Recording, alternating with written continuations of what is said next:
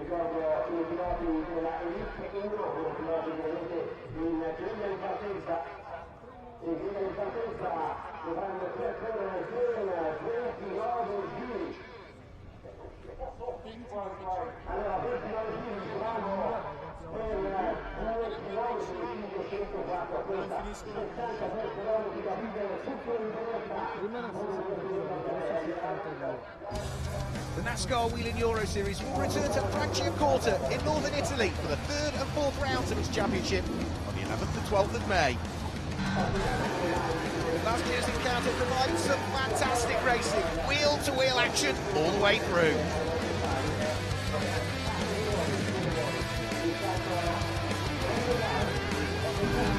He's run wide, there's lock brakes and they're still side by side. A little bit of contact, and there's more contact. He's put him into a spin. It's another win and more championship points.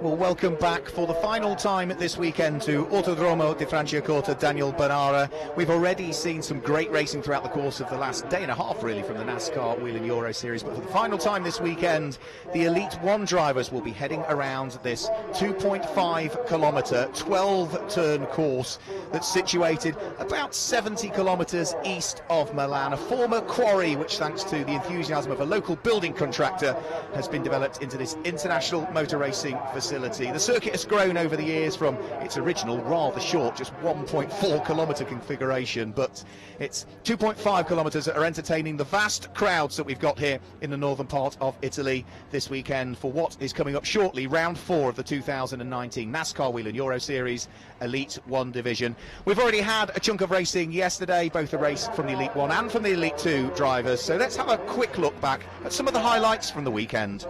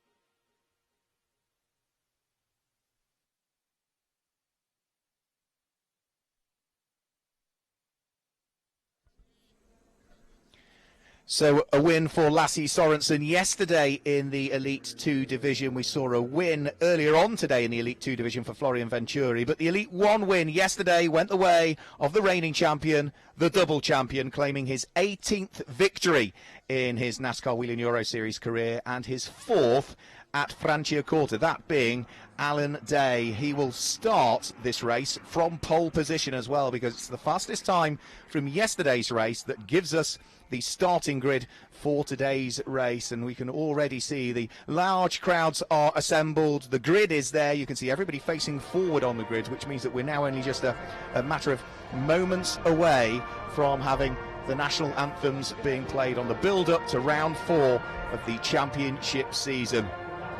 It's now time for the national anthems.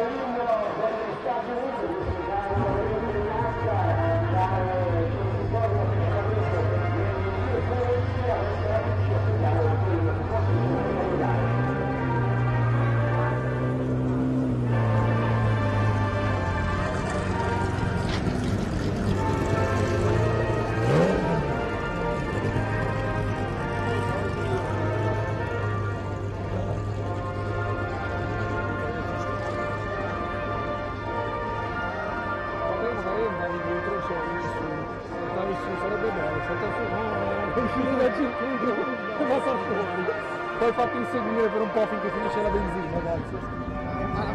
Poi gliela ridai. Sono stati 2 scappi a piedi.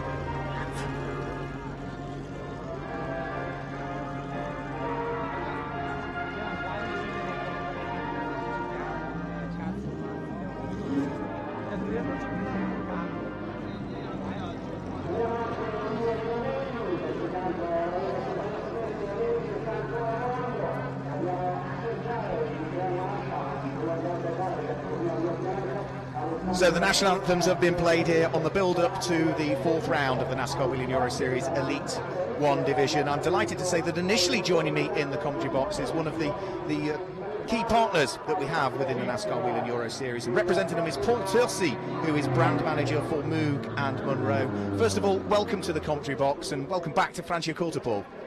Hi Mark, I'm really happy to be here in Franciacorta. A real honor to be next to you in the commentator booth, and let's say that this is not the weather you would expect when coming to Italy, but luckily the atmosphere of NASCAR keeps us all warm, no? Absolutely, yeah. We had all the cold weather last night. Thankfully, it's all blown over now. The relationship that Moog have had with Team FJ and the NASCAR Whelen Euro Series goes back a season or so now, but it's not a relationship that stays static. It evolves, doesn't it? It changes, it moves. Yes, of course. So this is now the 3rd season that Moog is sponsoring NASCAR Euro Series. Consequences of a partnership that started already 50 years ago in US. Now, for us, this is the perfect way to test our products and to make sure that we have a good durability, and thus we assure the quality of our parts. Now we are so confident in what we learned that we are applying some of our technologies also on our new aftermarket products, and coming out of this we also now added Monroe to the sponsorship. I know that you're a busy guy. Usually you've taken time out of your busy schedule to come and join us in the comedy box to chat about the product and the relationship, but also there's a lot of guests here this weekend who have been having, I've got to say, looking at the smiles on their face, a great day out. Yeah, NASCAR is for me also the way to, let's call it, celebrate the customers. I mean, our customers are the most important thing that we have in the business. So it's important to give them a really nice day to make sure that they are lucky, that they are happy, and we want to do really everything for them. Also together with NASCAR organization to give them a day that they will never forget, and I think we quite managed this. You managed it in Valencia, you've managed it here, we'll do it again at Brands Hatch. Of course, then we'll head to Most in the Czech Republic, Venray, Hockenheim, and the final race of the season, your home country, Zolder. That's going to be a busy event for you, and an important one for the drivers and yourselves as a company representative for Moog. Yeah, indeed. So we are quite used to Zolder being indeed the finals. This is also the place where we bring a lot of different regions, different countries to the event. So yes, indeed. Maybe it's a little bit because I'm also coming from Belgium that I'm proud on the Zolder circuit, but it's also the final. So. Well, it's great for you to take the time out of your busy schedule. Thank you for joining us. If people want to know more about the product, I'm assuming there's websites, there's social media that they can have a look at and follow. Yes, of course. So Mook, Monroe, steering, suspension, NASCAR, and you can easily find back our websites and our Facebooks and our Instagrams. Well, thank you for joining us. Thanks for taking the time out of your busy schedule. Paul Tersey, brand manager for Muga and Monroe, thank you very much. Thank you, Mark. Thank you.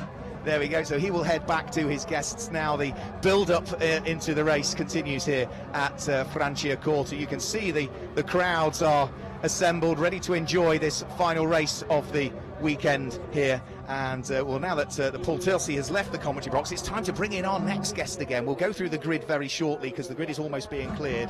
But I'm delighted to say, joining me in the commentary box is a driver that we've seen out racing the number 12 Solaris Motorsport Chevrolet Camaro in Elite 2, a rookie to the championship, but he's been going well. Nave Talor joins me in the commentary box. Welcome along, Nave. You've had a busy weekend so far. Yes, I have. Thanks for having me. Hello to all the fans and the viewers at home. I'm happy to be here with Mark commentating the race. I think it should be good. The two past races this weekend have been really good. The fans have been awesome, and yeah, let's see how it continues. You had a great scrap in race number 2, and I'm saying it's a busy weekend. You are quite literally bearing the scars of a busy weekend. We know it's a physical circuit, but you've got you've got an injury to your right palm as a result of the steering wheel, by the look of that. Yeah, not exactly the steering wheel. It's more of a mix between the gears and the steering wheel. Yeah, I've had a mark since Valencia, so it hasn't gone away, but it doesn't bother me with the adrenaline in the race. I don't really feel it, so it's good. As a driver that's come out of karting, twice an Israeli karting champion, the second Israeli driver that we've got in the field with Alan Day, the reigning champion, of course, sitting on pole position, your fellow countryman. The karts, I've raced karts before, they are physical things to drive. NASCARs bring it to a different level again. Yeah, at first people told me that NASCAR is like a big kart. It's in somewhat true. It's in some way true, but there's the gears and so much power and all the weight. It's so much to take in, and I'm learning more and more as the time goes. Maybe not as physical in karting as in a certain way, but NASCAR is certainly more interesting and physical. So Franciacorta, for you, it's the first time you've visited here, circuit that most drivers enjoyed. Just quickly through the grid, the yellow car that's there on the other side is pole position. That's Alan Day. We're looking at the moment on the driver that will start on the outside of the front row of the grid, which is Loris Hazemans, who in yesterday's race finished just off the podium places. So the yellow car with the black stripes, pole position Alan Day. The black car with the Dutch flag over the roof of it is Loris Hazemans. Onto row number 2 of the grid. You can just see it on the right-hand side of your screens. Number 78, it's largely blue, it's got white stripes over the centre of it. That is the hugely experienced Belgian driver Mark Goossens that sits there on the outside, or the inside rather, of row number 2, and alongside him it is the 1995 Champ Car champion. He was also the Indy 500 winner that year. He's the 1997 Formula 1 world champion, Jacques Villeneuve, at the wheel of the number 32 Go Fast Racing Chevy. He finished on the podium for the first time in the NASCAR Whelen Euro Series yesterday, as the indication is given for those famous words, the drivers to start their engines. Row number 3 of the grid, that's where we can see the number 24 PK Car Sport car of Nicola Rocca. It's largely black with grey and has got day glow flashes to it. Remember, Nicola joined me in the commentary box yesterday for the Elite 2 race, and for company he's got on the left of your screens, it's largely black from the tail end. You might just be able to see a few specks of orange down the side of it. That's the former Elite 2 champion, and so far the only driver to have ever won a race in Elite 2 and in Elite 1 as well. That is number 9, Gianmarco Urcoli. The next row of the grid, just to pick up on that one, you can just see it says number 42 on the back of it. Nice, easy spot, that one. It's largely white, some slightly lighter green flashes to it. That is Luigi Ferrara at the wheel of his Ford Mustang. And alongside, it's the blue and dayglow yellow number 11 car in the hands of another former Elite 2 champion, that being the PK Car Sport Chevy of Stinis Longines. And then we'll just pick up on the next row of the grid, because you just see it on the far right of your screen. Car number 90 for Brax Racing, Alex Sedgwick at the wheel of the largely blue and red car, has for company directly opposite him an important driver, number 48, Ander Villarino, who in yesterday's race had mechanical issues as they head off on their final formation lap. He is a 3 times NASCAR Whelen Euro Series champion. He was leading the championship coming into this weekend, but is only going to start there in 10th position on the grid. And in 10th position on the grid, it's a difficult circuit to try and make progress on. It's not the easiest to overtake there, is it, Naver? No, this track is pretty narrow. You really have to get a good exit or dive in the inside of the turn to overtake somebody, but if you get it on the inside and pass, then there should be no problem. Where is, I asked a few drivers yesterday what the most technical aspect was, and they all agreed on it's turn 6 to turn 7. But as a driver for the first time this weekend, I'm going to ask, what's the most enjoyable corner for you? I think the most enjoyable corner probably has to be a mix of exiting turn 1 and 2 really fast corners. The car flows really well there, going over the inside curve a little bit with the car jump. So yeah, it's fun. And of course, this is an unusual circuit in that if you are in 2nd or 4th or 6th or any of the even numbers for the restart, it's the first 3 corners that are right-handed corners, so the left-hand side of the grid is not the best place to be. Yeah, the outside is a little bit difficult in the restarts and the normal start. You really have to keep your line on the outside and make sure you stick with the guy in front of you. Anybody on the right probably should pass, but if they don't, then and they slow down, then the outside can pass. Just to let you know also, there will be one gap further down the grid. If you spotted it when the grid was fully formed, there will be a gap down on the 11th row of the grid. He should have started 22nd. We didn't see him race in Elite 2 either. That is Martin Dubeck at the wheel of that number 7 Hendricks Motorsport Ford Mustang. Martin raced in both races yesterday, Elite 2 and Elite 1, as he did at Valencia, but he's got a bit of an injury this weekend, so he has decided, for the sake of his health and fitness, not to race today. So, yeah, side by side they need to be. Side by side they most certainly are. Alan Day and Loris Hazemans. You wouldn't want your finger between those two cars, would you there? No, that's really close. Remember, this slightly longer race this year for the Elite 1 division. It will be 29 laps, and here we go. Buckle up, everybody, for the final time this weekend. We're about to go green at Franciacorta. Green lights come on, green flag waves. Alan Day looks as though he's got the jump on Loris Hazemans, who is trying to defend from Mark Goossens, who's looking for the inside line. Goossens and Jacques Villeneuve go side by side in 3rd and 4th place round through turn number 1, but Villeneuve from 4th place on the grid comes out ahead of the Belgian. Alan Day leads, Loris Hazemans in 2nd place, Jacques Villeneuve in 3rd, Mark Goossens in 4th. The number 9 car of Gianmarco Ercoli sits there in 5th place, and it is going to be in 6th place, number 24, Nicola Rocca, that sits there in 6th position, but it looks as though for the moment they are all safely through the first couple of corners. Yeah, they're pretty clean start. Pretty clean start, but the front two looking to try and break away. Jacques Villeneuve will have other ideas about it, having finished 3rd yesterday. He'll want to make further progress. There's already a slight amount of damage to the front end of the number 42 car of Luigi Ferrara there by the look of things. You can just see the front end of his car bearing the scars already. And who's that? Somebody very, very slow coming out of turn number 10 up towards a braking area for turn number 11. They'll go Alan Day, who has been hugely successful here at Franciacorta, already with 18 wins under his belt. He is the 2nd most successful driver in the Elite 1 division in the NASCAR Whelen Euro Series. He's on 18 wins now, and Villarino is the most successful driver. He's on 22 wins. For the moment, Villarino is down towards the tail end of the top 10. Through that part of the circuit that you said you enjoyed. For the moment, it looks as though Alan Day and Loris Hazemans trying to break away. The top 6 or 7 have got the gap already, Javier. Yeah, the top 6 are really keeping the gap, trying to get as much forward as they can from the back of the field, and then they can go and duel it out and try to pass each other. I suppose the difficult thing is that if you work the tyres hard in the first race of the weekend, then you maybe haven't got the car that you want in race 2, but you have set a quick lap time, which means that you're then sort of acting as the cork in the bottle and potentially slowing up some quicker cars behind. Yeah, exactly. It's really important to keep the tyres in race 1 and to have them for the race 2, and it's really problematic keeping the tyres clean, not making a flat spot, and as you saw yesterday in the race 1 in Elite 2, Florian Venturi, he did a couple of laps before he retired, and he got a good lap in, and now today started first, and he had some clean tires to get an easy win for him.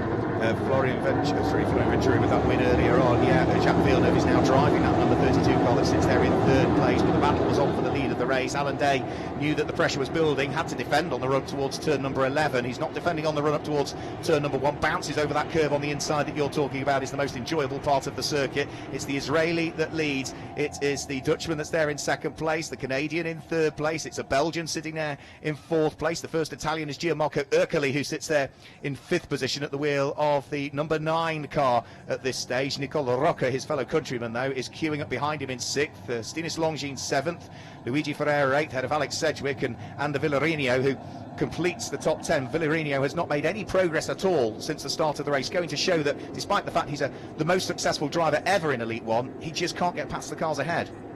Yeah, it seems maybe the team didn't get the right setup for this race, and they're struggling after his dominant wins in Valencia, so they're probably going to work on that after the race.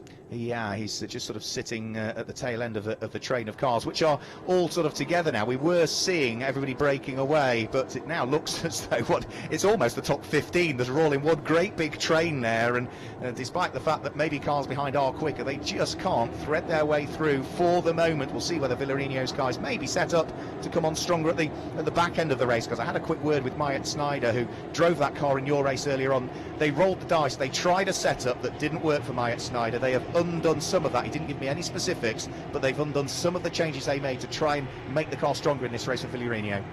Yeah, this season we have a lot more to play with the setup. So they're probably trying a bunch of different things, and as we can see that they're trying different things between Elite 1 and Elite 2. So we'll see if it works out for him later on in the race. And even the most experienced drivers like Ander Villarino are learning all of the time, because as you said, changes for this year, new tyre that everybody's getting used to, a new damper which is more adjustable than the old damper was, and a softer front spring has been introduced for this weekend. So as ever in motorsport, if you're standing still, you're going backwards in reality. You've got to keep pushing all of the time, and that's exactly what the lead train of cars are doing. It is damage to the front end of Loris Hazeman's car. I haven't really seen a nudge, but there's a little bit of fiberglass bodywork now that is coming adrift. The wing has sort of folded around a little bit. It's cosmetic damage more than anything else, but that's going to affect the airflow on that left-hand side of the car.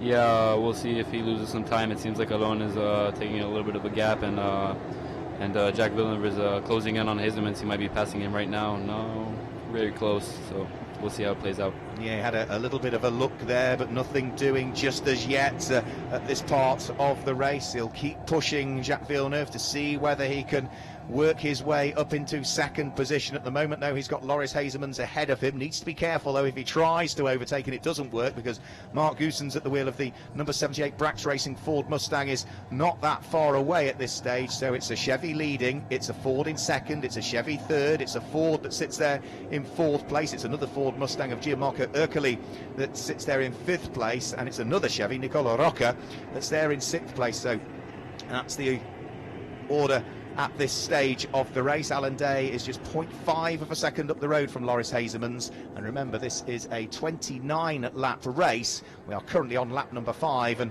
with that damage, since that damage has appeared to the front end of Loris Hazeman's car, he has most definitely dropped away, hasn't he, from the race leader? Yeah, he has. He seems to be really struggling right now. Jack is clearly faster than him right now, and he's looking to pass him.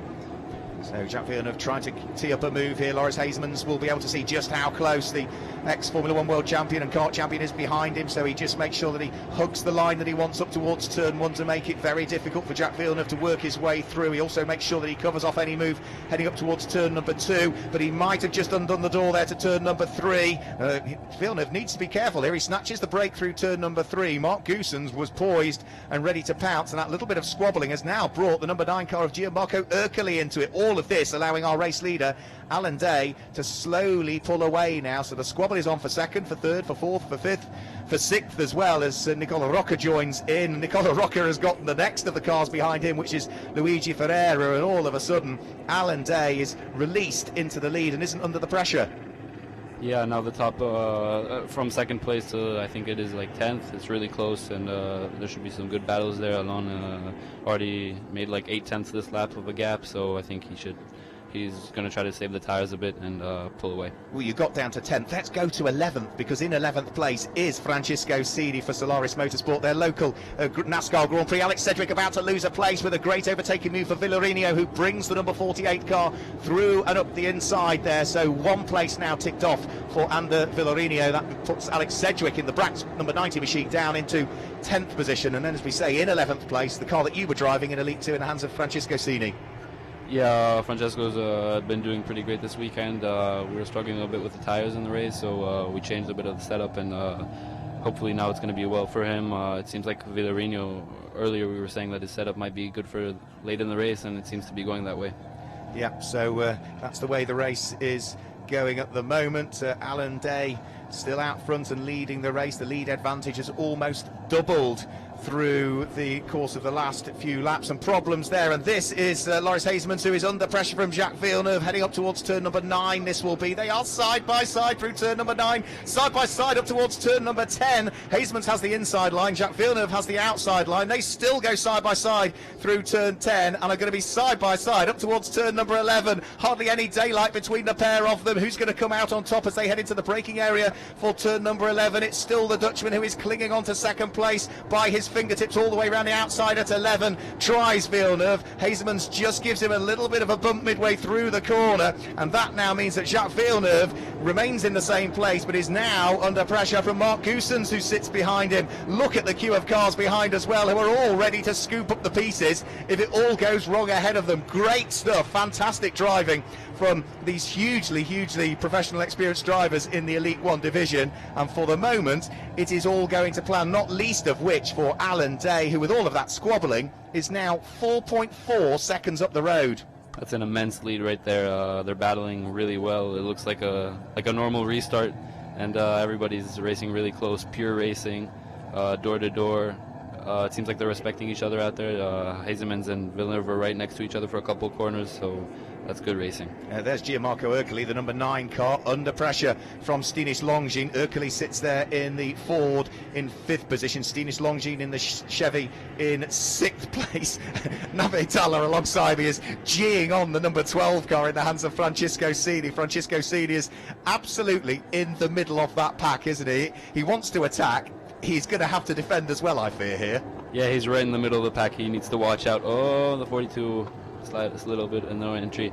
Yeah, maybe my teammate might be passing here. It's really close, everything. He has to both try to overtake and defend, so that's a really problematic situation. You need to be watching your mirrors, which you can't see a great deal out of in these cars. You need to be absolutely listening to your spotter and make sure that, yeah, your understanding of where the cars are moving around you all of the time, remember, as well as they look to try and change places. You need to have your wits about you, to say the least. I think there was a further improvement there for Ander Villarinho now, who's come up into 8th place at the expense of the car that you saw sliding sideways, which was Luigi Ferrara at the wheel of the number 42. So he's dropped down into 9th position. But Alan Day, 5 seconds up the road at this stage. The laps are ticking off all of the time. He has got a 4.9 second advantage. We are on lap number 9 at this stage, and Loris Hasemans has got his hands full. He still hangs on to second place. He is still leading the junior trophy at this stage. The junior trophy is for drivers under 25 years of age that enter the Elite 1 division.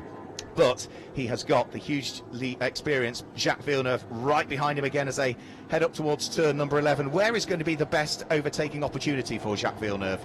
Probably if he gets a good exit from turn 10, by turn 11 he should have either the inside line or the outside line and have a pretty good chance to overtake there, or turn 1 if he gets a good exit from the last turn.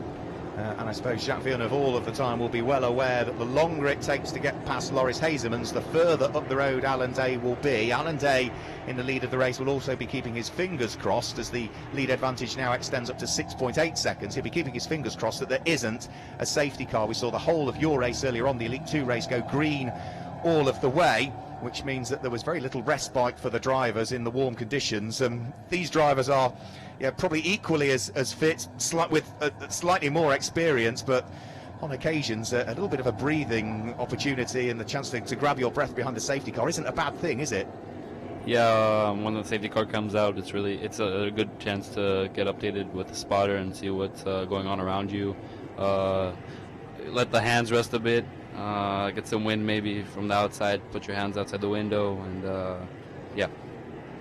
And I suppose the other thing is that if you've worked the tyres a bit hard, the pressures might be slightly higher than ideally you want, and a safety car period at least allows the pressures to come down. That was a very brief glimpse of 3 times a runner-up in this championship. Problems for the RDV competition Chevy of Fred Gabion. He is in the pit lane, and for the moment not looking as though he's going to take any further part in the race, looking at the body language of the car as it sat rather forlornly there, stationary in the pit lane. But we've still got this battle going on for 2nd, 3rd and 4th. Gianmarco Ercoli in 5th place, still with a queue of cars behind as well. And there is, with a little bit of damage to the front, that's the number 99 car in the hands of Ellen Law, a lady racer that we've got here. Problems, and off and onto the gravel goes Tomo Ferrando. Tomo was hoping for better luck in this race. He had a difficult race yesterday, Tomo Ferrando, but not quite sure what happened there, whether there was contact, but he came over the start-finish line in 13th. He will not be 13th at the end of this lap, but still second is Loris Hazeman's working hard.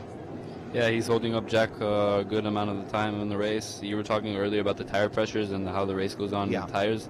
It seems like they're sliding a bit more as the laps go by, so we'll see how they manage it, and probably the best guy that's going to manage the tires is going to be able to pass there. This is pure racing. Is it all contact between Jacques Villeneuve and Loris Hazeman as they bounce off the side of each other? They both, for the moment, get away with that. Let's hope that that hasn't caused any further damage, or side-to-side contact punctures is a risk as well with either of them, but they both, for the moment, get away with it. Over the start-finish line, they will come. Another lap is getting chalked into the book. Alan Day is now some 7.6 seconds up the road from Loris Hazeman's and Jacques Villeneuve in 2nd and 3rd places respectively. Mark Goossens is not far away at the wheel of the Brax Racing Ford in 4th position. Gianmarco Ercoli in 5th place has got an enormous queue of cars sitting behind him. We are now on lap number 12, and Jacques Villeneuve looking as though he might stand half a chance here of trying to squeeze his way through, albeit I do fear the battling has been so fierce between them the last couple of laps that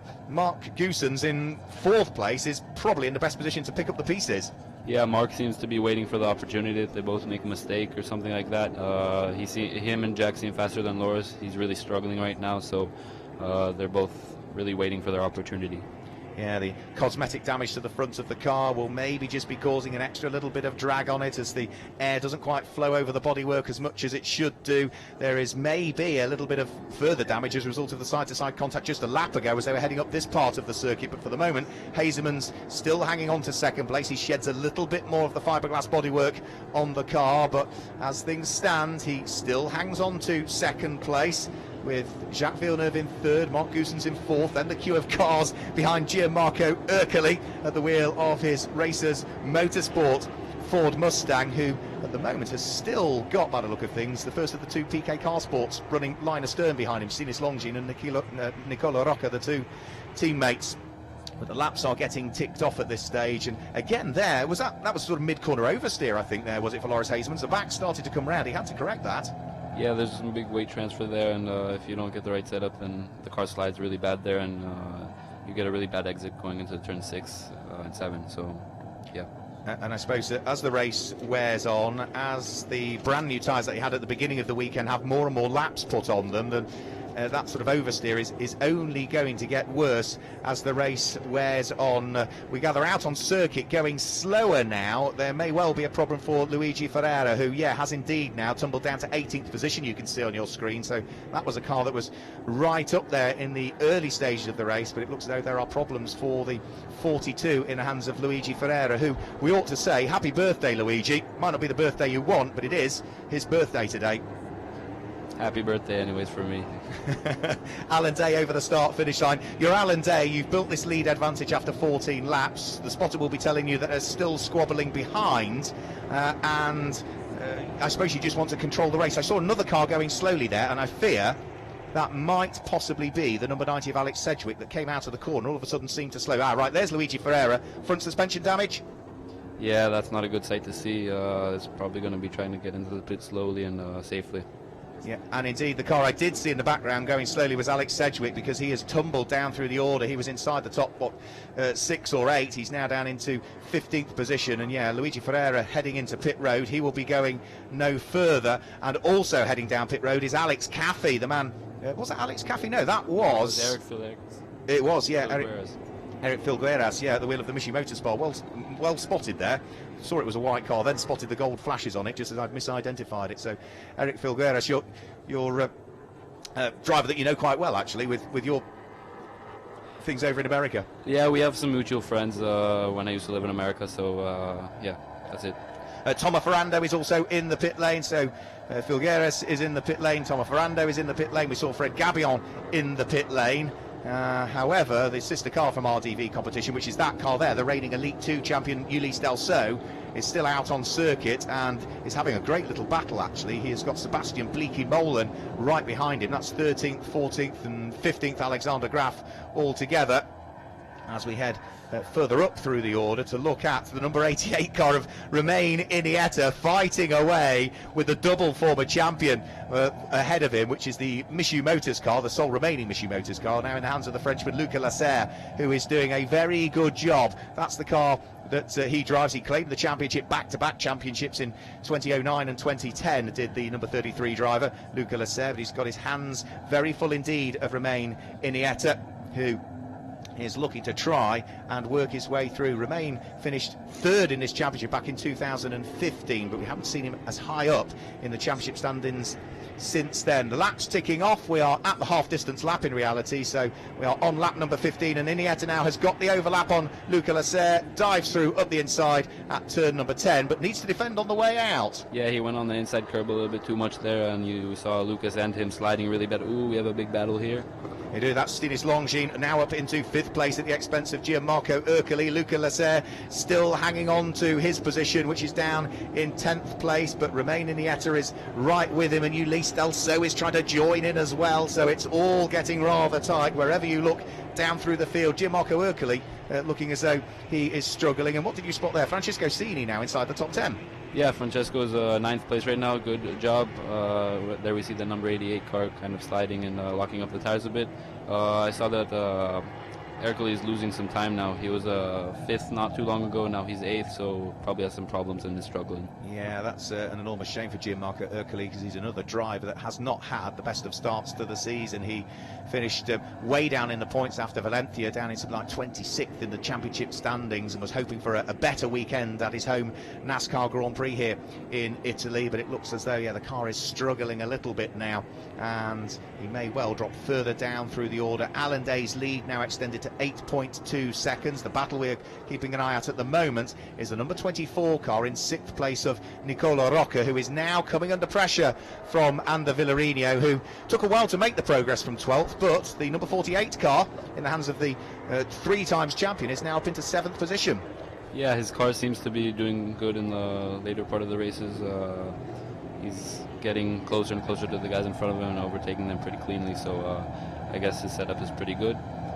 We see Loris Hazelman's closing the gap a bit to Alon. Probably Alon's spotter told him to slow down a bit to save the tires, so yeah.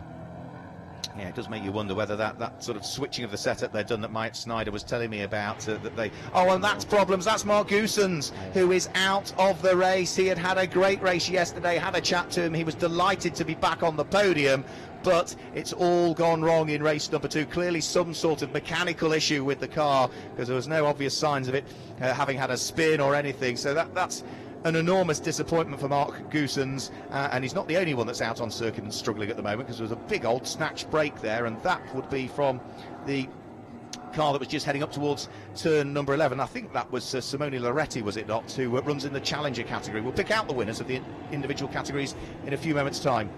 Yeah, there you see my teammate Francesco closing in on Gianmarco Ercoli. He also gained a place on Mark Goossens, so that was pretty unfortunate for Mark, but good for my teammate. And there he passed Ercoli as well. That was a clean pass, so good for him. Gesticulating out of the window to Gianmarco Ercoli, quite what we don't know. Ercoli heading for pit lane, so there clearly was a problem with the number 9 car, so he heads down pit road, which means that Francesco Cini now is going to pick up 7th position, it will be, won't it now, as he heads over the start-finish line, and he's at the front of a train of cars, so he might have got past Ercoli, but he's got a queue of cars behind him still. Yeah, exactly. One problem he figured it out. Now he has another problem to take care of. Hopefully close a 2.5 second gap and not have too much pressure from behind from Lucas. Well, we are now on lap number 18 of the scheduled 29. Alan Day leads by an ever-reducing 7.5 seconds, but I agree with you, that's more just a case of him in conjunction with the spotter just making sure they ease the pace a little bit, look after the car. He's pushed hard in the early stages.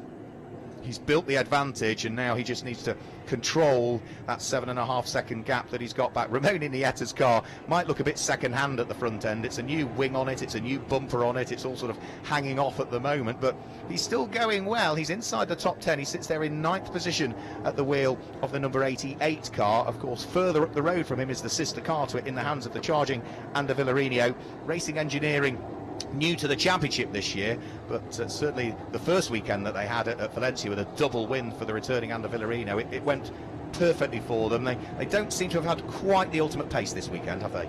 Yeah, it seems like the track in Valencia suited them really well. They probably knew the track ahead of time, and they really dominated there, and it seems that they're struggling this weekend, so they probably just didn't find the right setup and don't know the track too much.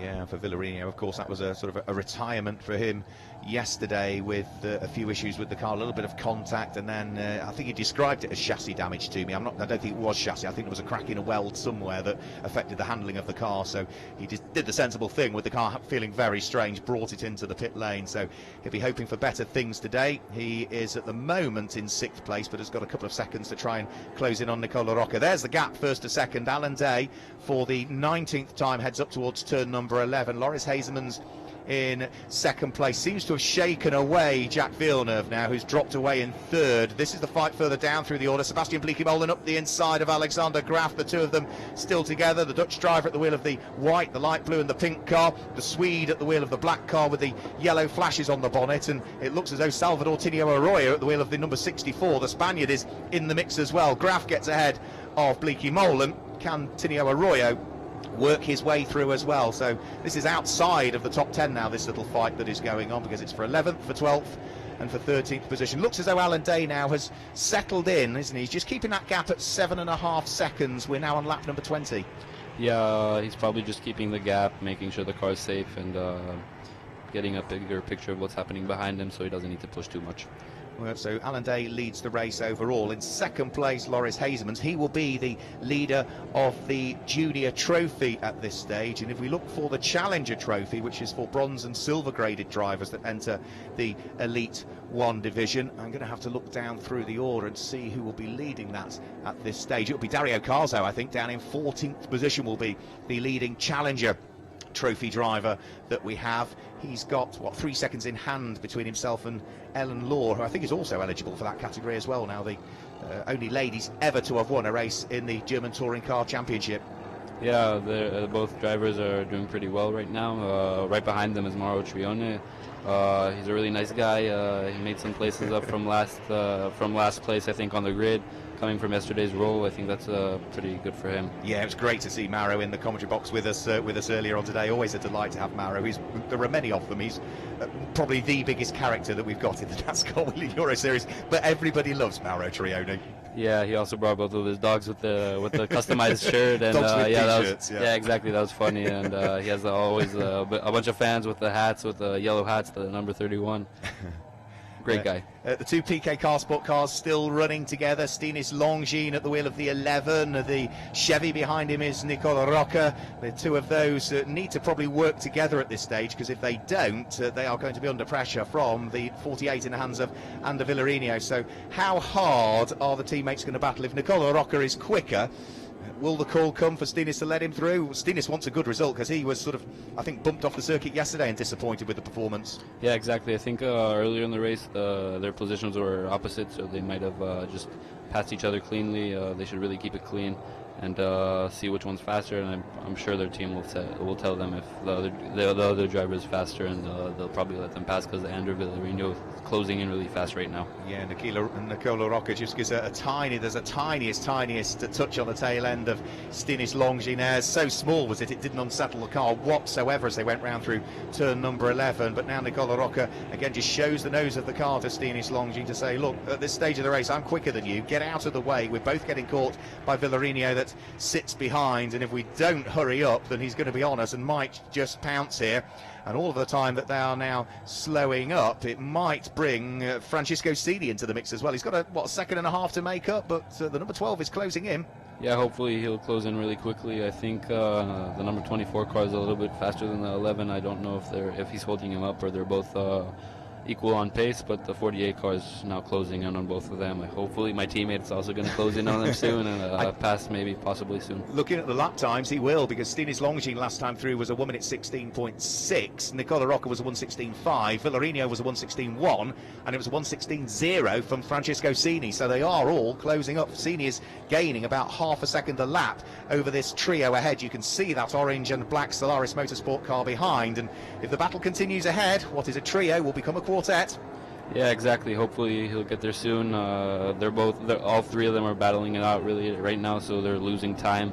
And Francesco has a clear track ahead of him, so he's pushing probably right now to pass them. Clear track ahead of him, but equally as important, a clear track behind him. He's not under pressure. He doesn't need to look at his mirrors. He can focus on the battle ahead. It's far easier, isn't it, to chase cars down and look in your mirrors and have to defend. Yeah, exactly. It's easier to stay focused there. Oh, we have a pass there. The number 77 passed so.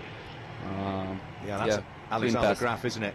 Up inside the top 10 now for Alexander Graf, his Memphis Motorsport prepared car. It was a debut season for Memphis in the championship last year. They had a great season in the team's championship. They finished 3rd overall for as a team, but for Alexander Graf, he was 4th in the championship in his debut season, which to come straight into Elite 1 and finish 4th in your debut season is a good performance. Nicola Rocca under pressure from Villarino, who is now looking to try and work his way through side by side through turn number 9. It is going to be, I think, still side by side up towards turn number 10. Nicola Rocca takes a tight line in. Villarino's trying to switch back on the exit of the corner. The tail end of the Chevy starts to try and break traction, but Villarino is alongside here. He's got the inside line and should go through.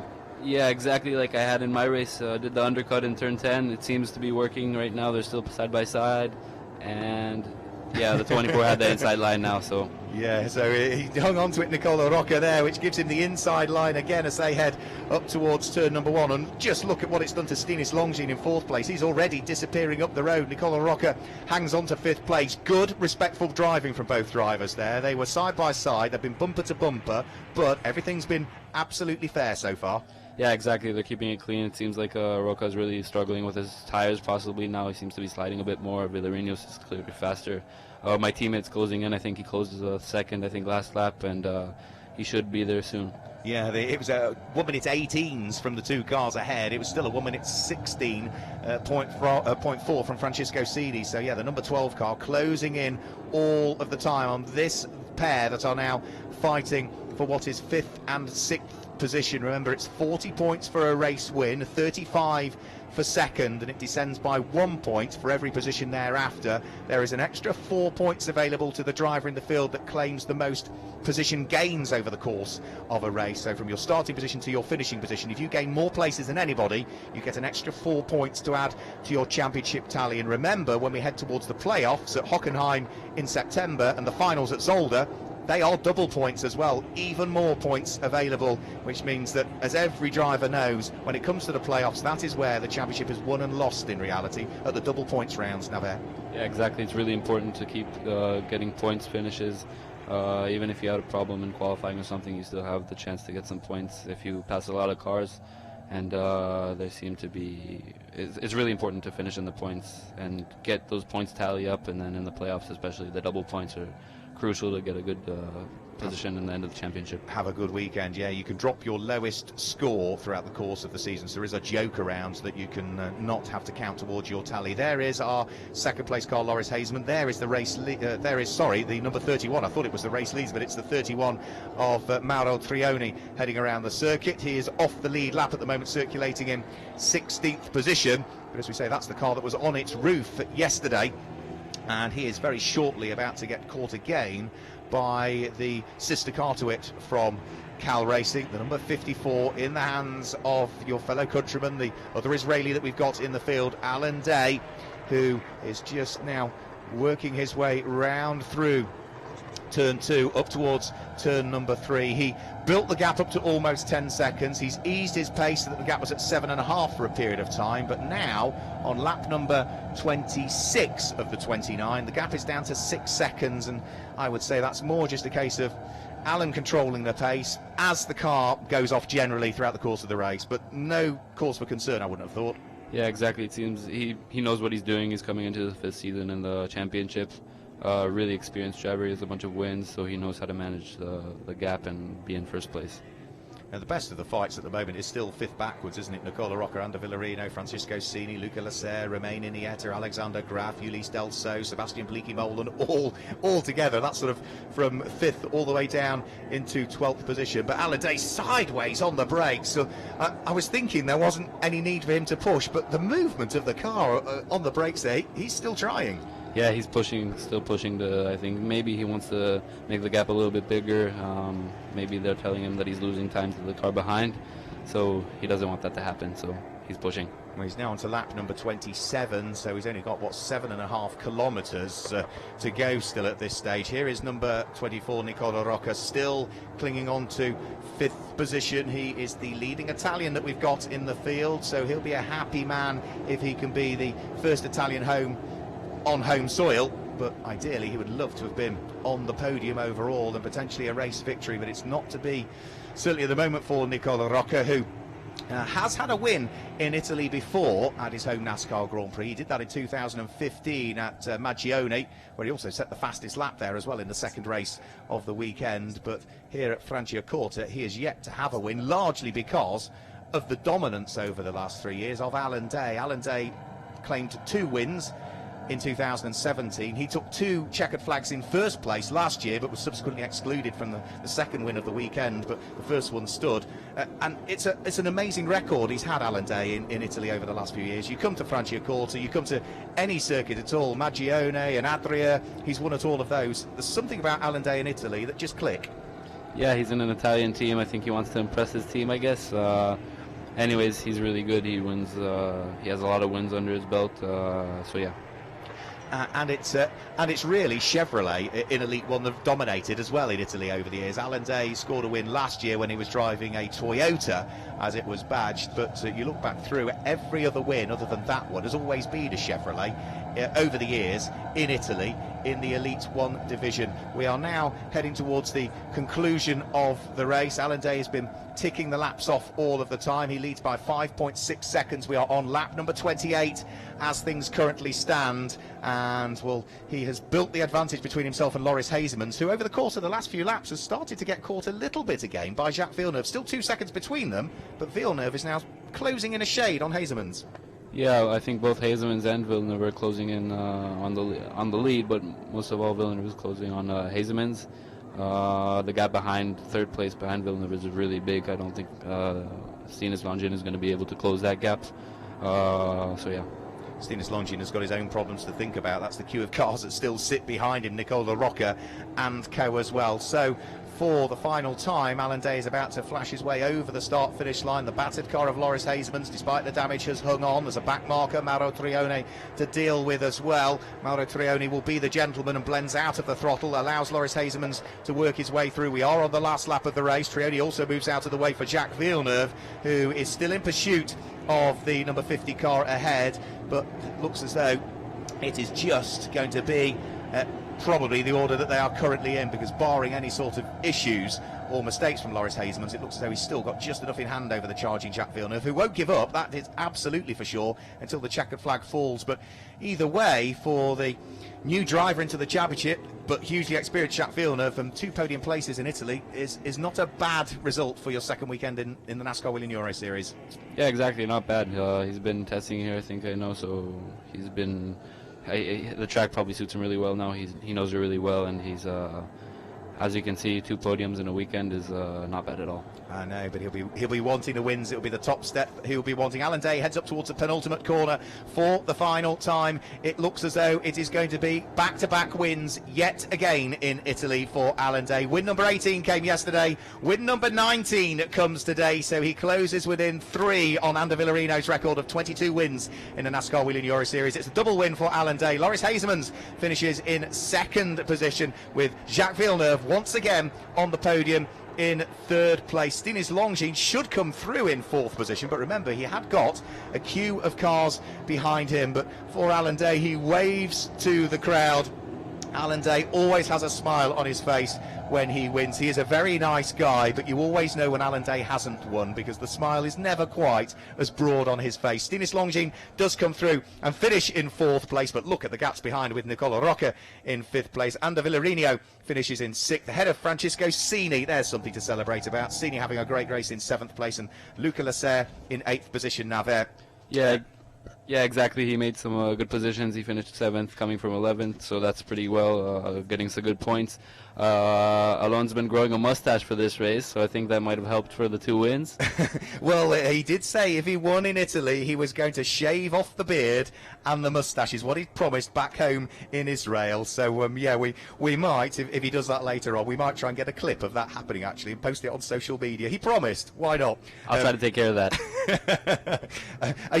Do you want to hang around? Are you going to head back and celebrate with the team? What do you want to do? I'll stick around for a little bit more, and then I'll go. Cool. So there we go. That's the rundown of the order. Alan Day wins from Loris Hasemans in 2nd place. Jacques Villeneuve in 3rd. Stinis Longines, Nicola Rocca and Ander Villarino complete the top 6. Francisco Cini in 7th. Luca Lasserre, the double champion, in 8th, ahead of Romain Iniesta and Alexander Graf. Ulysse Delso, the reigning Elite 2 champion, came through in 11th place, ahead of Sebastian Bleakley-Molen, Salvador Tinio Arroyo, and Ellen Law was the first of the cars that was off the lead lap at this stage. After Ellen Law, then it was Mauro Trioni, Dario Carzo, Simone Loretti, Alex Caffey was a retirement into the pit lane, and everybody thereafter was struggling in reality with a range of different issues for them. Henry Tuamala, Gianmarco Ercoli, Mark Goosens we saw retire out on circuit, Alex Sedgwick slowed up, problems for Luigi Ferrara with that broken front suspension.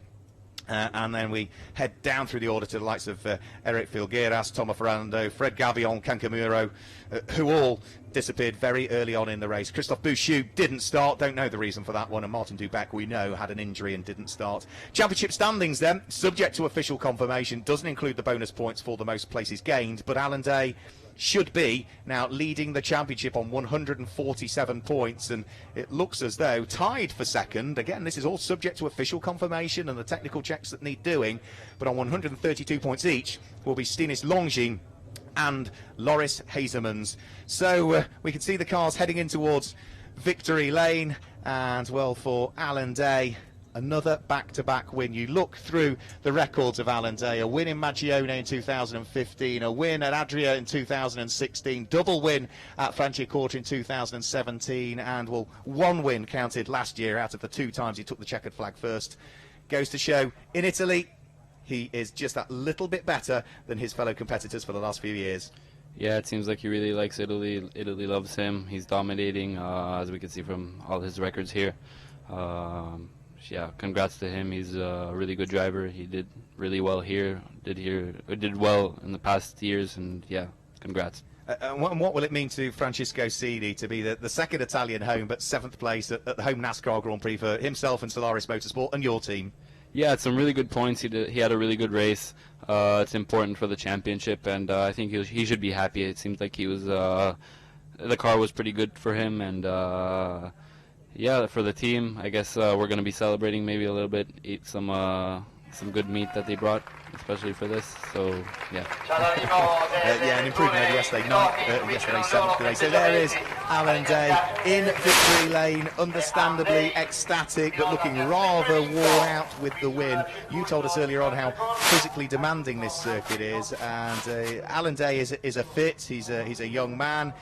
He's certainly used to heat and temperature, living in Israel, but you can still see it drains you, doesn't it? It does. It's a mix of both the stress that we have to take in during the race, managing the race both physically and mentally. So it takes a toll on you. So yeah, Alan Day chatting to the Cal Racing team. That is Luca, who is the engineering chief for Cal Racing, and also Alan Day receiving the congratulations of team managers as well down there and the rest of the Cal Racing individuals. It looks as though, just to confirm, that Alan Day takes the win. Loris Hazeman's finished second, but will be the winner in the junior trophy. And if we look through as to who is going to be the winner in the Challenger Trophy, which is what I'm looking down through the order for, it will be Ellen Law who claims the win in the Challenger Trophy. She got herself ahead of Dario Carzo midway through the race, so Ellen Law at the wheel of the number 99 Deck Sweat Racing Chevrolet Camaro will be the winner of the Challenger Trophy from Mauro Trioni by the look of things, and Dario Carzo, who was leading it but ultimately finished in third place. So there was some shuffles further down through the order. So there's the photographs that will be on our website later on. They'll be on social media as well, and hopefully we can very shortly grab a word with our race winner. Back-to-back race victories here in Franciacorta for Alan Day. That moves him on to 19 career wins now in the NASCAR Whelen Euro Series, and that means that he is once again only 3 wins adrift of Ander Villarino. That was where they were, 3 wins apart from each other at the start of the season, but a double win for Villarino in Spain, a double win for Alan Day in Italy means that, yeah, just 3 wins separate the pair of them once more. I think there is Alan Day. It's almost time, I would imagine, to have a quick chat to our race winner down there in Victory Lane. Alan, 2 Elite 1 races, 2 wins here in Italy. How do you feel? Today I was lucky. I had a great car, but I know that without Villeneuve fighting Loris, I wouldn't be here.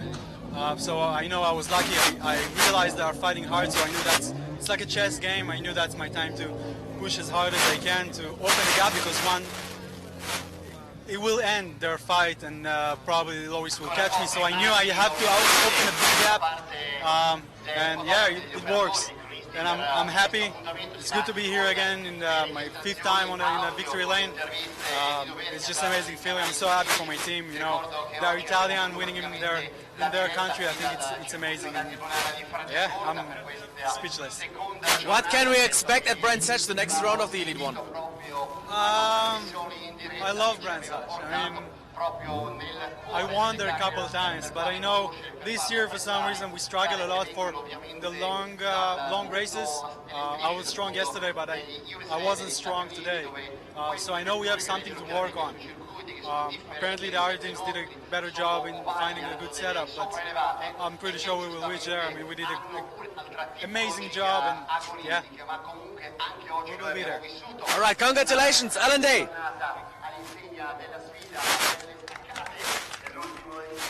Great to hear from Alan Day, and as he said, Navitala, who still remains with me in the commentary box, had it not have been for that fight between Loris Hazemans and Jack Villeneuve, Alan Day knows that the outcome of the race could have been very different. Yeah, exactly. It seemed like he did struggle a little bit now that how he was explaining it. So yeah, good for him, I guess, that Villeneuve and Hazemans were fighting. Well, thank you. I ought to say thank you for joining me in the commentary box, Navitella, and we wish you all of the very best as we head to Brands Hatch next time around. That's a circuit that I know, I think every driver, it doesn't matter who you talk to, is really looking forward to the Brands Hatch circuit. It's a legendary circuit and provides a real challenge. Yeah, first of all, thanks for having me here.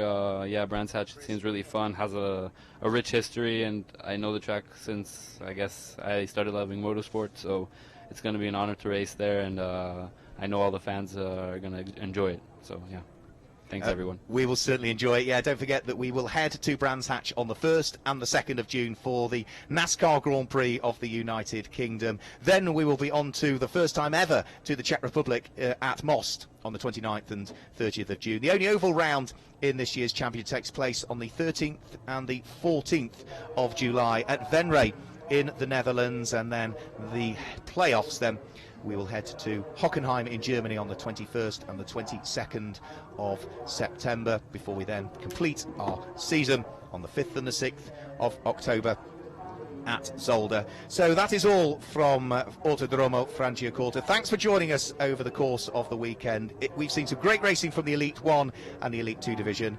That's all from myself, Mark Werrell. We look forward to the next round at Brands Hatch. The NASCAR Whelen Euro Series returns to the track at Brands Hatch for American Speedfest on the 1st and the 2nd of June. It's one of the highlights of the season for the fans and the drivers as they race around this iconic 1.2-mile circuit.